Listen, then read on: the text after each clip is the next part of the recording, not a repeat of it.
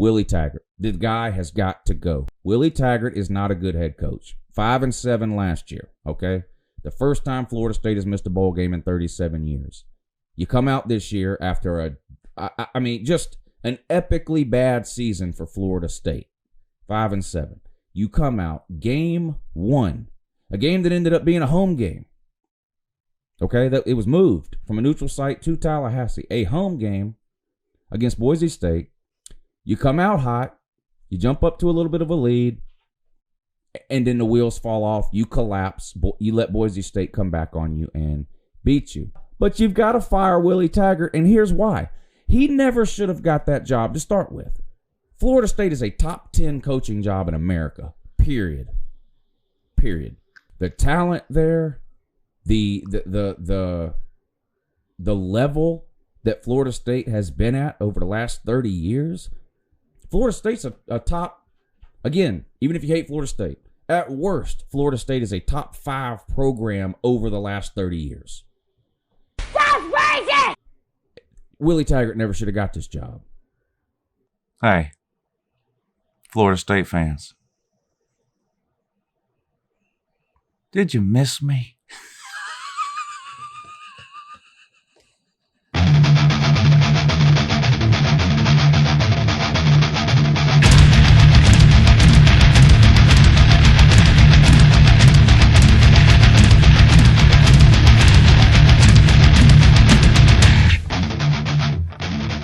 Hey, good morning. It's Uncle Lou here. Yeah, that's right. It's me, Uncle Lou, and I'm live for you on LouTube today. So thanks for watching. I really appreciate it also. And in addition to that as well, it's time for another 2020 college football team schedule preview. And up today, the Florida State Seminoles. Let's go. Now, I caught a whole bunch of flack last offseason from Florida State fans for a couple of comments and a couple of videos I made about Florida State and about Willie Taggart in particular. I was not a fan of Willie Taggart. I thought it was a bad hire.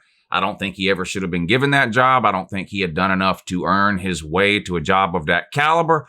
And I was called everything from stupid to racist and everything in between for the thoughts and the comments that I had about Willie Taggart. It is funny now to fast forward 1 year later to now and find all these Florida State fans that agree with Uncle Lou.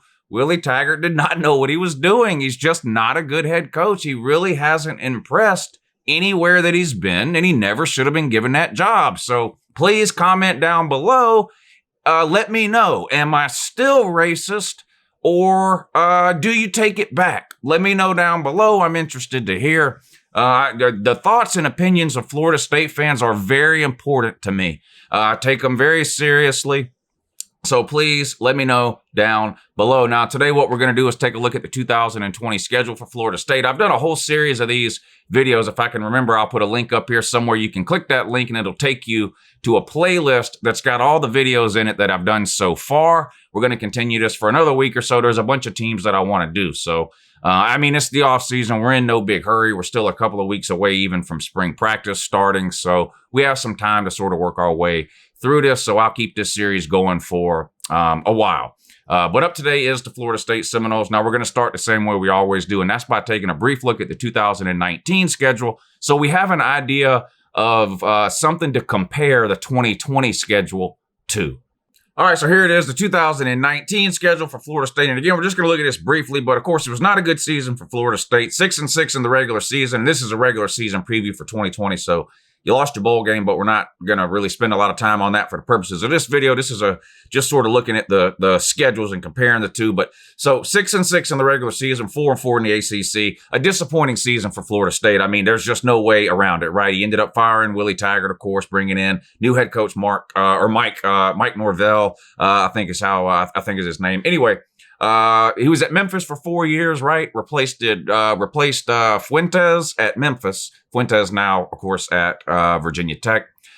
So he was at Memphis for 4 years, 16, 17, 18, and 19. A record of 38-15 in Memphis during that time. Winless in bowl games, though. Still a good hire for Florida State, I think. I feel sort of the opposite about this hire that I did about the Willie Taggart hire. I do think this hire has some potential. I think I think this guy deserves an opportunity, and I think he's going to have the chance to be successful at FSU. Now, FSU's got some talent issues right now, particularly at quarterback positions and offensive line. Some other things, you got to replace Cam Akers, but given 2 or 3 years and 2 or 3 good recruiting classes, I think Florida State can get back to the top or near the top of the ACC. Of course, Clemson, miles ahead of everyone else right now. But 2019, bookend losses to Boise State to start the season, Florida to end the season. You lost the rivalry game to Miami there in the middle of the season. What was that, 27-10, 28-10, something like that. Blown out on the road at Clemson. Just not a good year for Florida State. There's not really much point in dissecting the season. Everyone, including Florida State fans, know it was just a really bad season in Tallahassee. Willie Taggart is out. Mike Norvell is in. Your non-con games, Boise State, Louisiana Monroe, Alabama State, and Florida. So you had the one Power 5 matchup there on the road at Florida, which of course you lost. You opened things up with the home loss to Boise State. Boise State's not a terrible team. They're a group of 5 team though. And let's be real, Florida State wants to consider itself amongst the elite in the Power 5. And if that's the case, you can't be losing to teams like Boise State, especially at home. So just a disappointing season. But all right, enough about 2019. Let's take a look at 2020 now. Can Florida State improve based solely on the schedule? Is this schedule harder, easier, about the same? What about the road games, non-con? What are the differences? Let's take a look at the 2020 schedule. You start things off this year with a neutral site game in Atlanta against a Big 12 opponent, West Virginia. Now, West Virginia was another team that took a huge step back last year. They brought in a new coaching staff last year. I expect West Virginia to be better in 2020 than they were in 2019. How much better? I'm not sure about that. And again, this game falls into the category of Florida State should be winning these types of games if they want people to take them seriously again, like was the case not that long ago. Hard to believe Florida State won a national title in 2013. They've just really been down the last couple of years. But these are the types of games that you used to just pencil in as an automatic win for Florida State. I'm not sure that's the case even in 2020. I do think Florida State is probably a little bit of a better team than West Virginia. But if I had to put money on this game right now, I would think it would be a pretty close game. But you start things off there, neutral site, Atlanta, week 1, West Virginia. Then you come home for your first home game of the season against a lower classification team, Samford. And then you've got round 2 of your home and home series with Boise State, where this time you've got to travel to Boise State and take them on the Smurf turf. Good luck with this one is all I can tell you. In my opinion, right now, you would be an underdog in this game. That's truly how I feel. I haven't looked at any early lines for games for 2020 or odds or anything like that. But if I was handicapping this game right now, I would put Boise State as about a 4-point favorite in that game. Playing there is not easy to do. They beat you last year. You've got a brand new coaching staff. This is early in the year. How far along is Florida State going to be offensively and defensively with new schemes and coaches? Not far enough along to be favored over Boise State. That doesn't mean you can't win the game, but I expect Boise State to be a small favorite in that one. Not an easy game. Then you get your bye week. A little early in the year to be having a bye week. We only get one bye week in 2020. 2019 was an outlying year where we had 2. We're back to normal this year with the one bye week. Come out of your bye week and you start your slate of ACC games on the road at NC State. NC State, to me, is like about 10 teams in the ACC. They're a 6-win team. They're not very good. They're not very talented. They're not going to compete with any of the upper teams. They may end up winning 8 games. They may win 4 games. I refer to all of these teams in the ACC, this group of 10 teams or so, as 6-win teams because that's really what they are. Some of them end up winning 7 or 8 because they're playing a bunch of other 6-win teams. But talent-wise, NC State a 6-win team. Again, a game that we just used to automatically assume would be a win for Florida State. On the road at NC State, I don't think you can just automatically pencil that in as a win. Now, you're coming off of a bye week. You should win that game. We'll see. Then you come home and play Clemson. You'll be a big underdog in that game, even if you're undefeated at that point and looking like a much better team than what we're used to seeing. Even if you beat West Virginia, Samford, Boise State, and NC State, You would still be a significant underdog in that game at home against Clemson. Follow that up with another home game against Wake Forest. Now, those are Clemson, clearly the best team in the ACC. Wake Forest, second or third best team last year. What would they be like this year? You get them at home, a good chance to win there, I think, against Wake Forest. On the road at Louisville, an improving team, I think. I like their coaching situation, too. They impressed me last year. Not that they ended up with a great record or anything like that, but they were a team last year, I think, that exceeded expectations. Maybe not even in terms of overall record, but just in terms of how they looked last year. They looked better to me than what I thought they would look. You have to play them there. Then you come back home and take on Pitt, another one of those 6-win teams I was talking about. And then the big one on the road at Miami. Miami's in a similar spot to FSU. They just can't get out of their own way. Not very many people fear Miami or FSU anymore. Hard to believe that, but it's true. You have to play them there. They beat you last year in Manny Diaz's first year, even though they were a terrible team last year, too. Come on, George.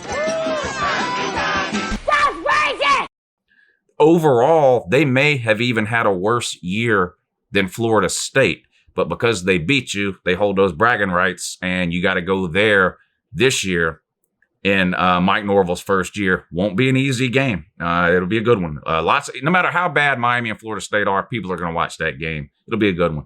And you come back home, play Boston College, and then you close things up on the road at Syracuse, and then home against Florida. And to be honest, this is where your season could really fall apart. You got to play on the road at Syracuse on a Thursday night. That's, I believe is that Thanksgiving or is that the week before Thanksgiving? Anyway, it doesn't matter. You got to play them on the road on a Thursday. Terrible, terrible, terrible scheduling by the ACC, and I think the Pac-12 does this too. Forcing these teams to play Thursday or Friday night games is just a terrible idea. We see this all the time. A team has to travel and play on a Thursday or Friday, and for whatever reason, they don't show up. They lose. We see it time and time and time again. You see it every single season. It's just tough to win during the week. Short week of practice, then you got to travel. The schedules are all messed up. You're not used to playing on those days. We just see it all the time. Clemson went up to Syracuse and took an L a couple of years back. That's going to be a hard game for you to win. I'm just telling you now. And then you come back home and play Florida. They're a top 10 team, at least in the preseason. I think they'll probably be top 10 still when you play them at this point in the year. At most, I think they'll have 2 losses at this point in the year, Florida. So maybe they're sitting at 9-2 at the worst. You'll be that's another one where you'll be a big underdog. I know you get them at home. Great. Congratulations. They're just a much better team than you and a much better program than you right now. Again, doesn't mean you can't beat them. Anything can happen when 2 teams line up to play. But right now, you would have to install Florida as a significant favorite in that game. So when you compare the non-con from 2020 to 2019, last year you had Boise State, Louisiana Monroe, and Alabama State all at home, all lower classification teams, and you lost that home game to Boise State. This year, you've got West Virginia in a neutral site game, right? You still play Boise State, but you have to play them on the road, and you get Florida at home as opposed to on the road. The problem with the Florida game, it doesn't matter where you play them. They're just a much better team.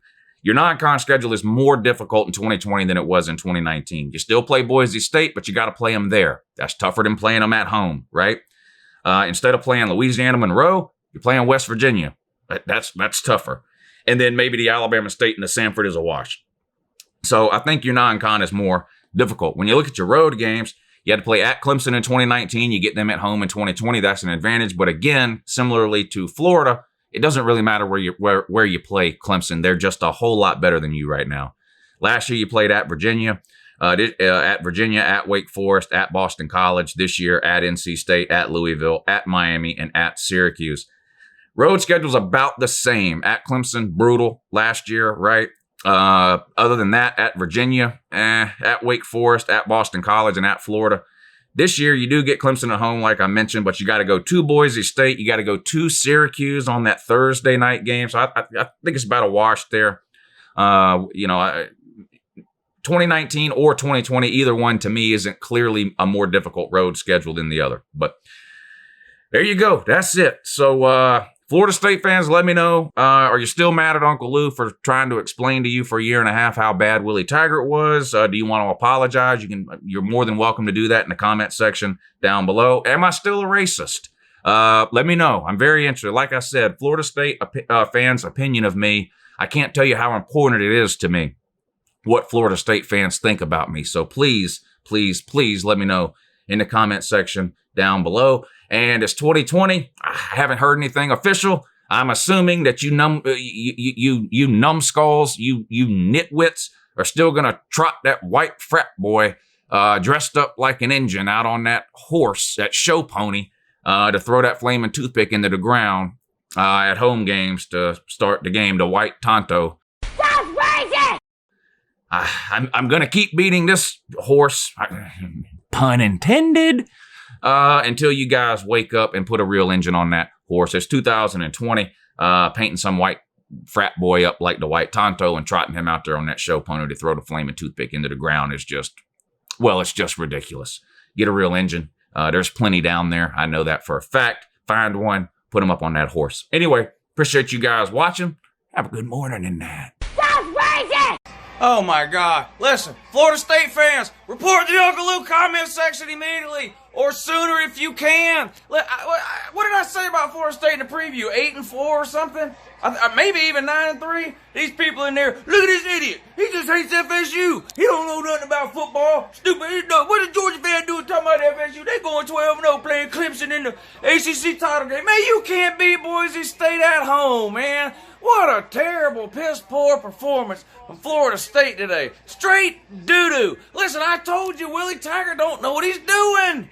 Look, Willie Taggart is so far in over his head, he ought to have been drowned by now. It's Willie Taggart. What a clown this guy is. The Steve Urkel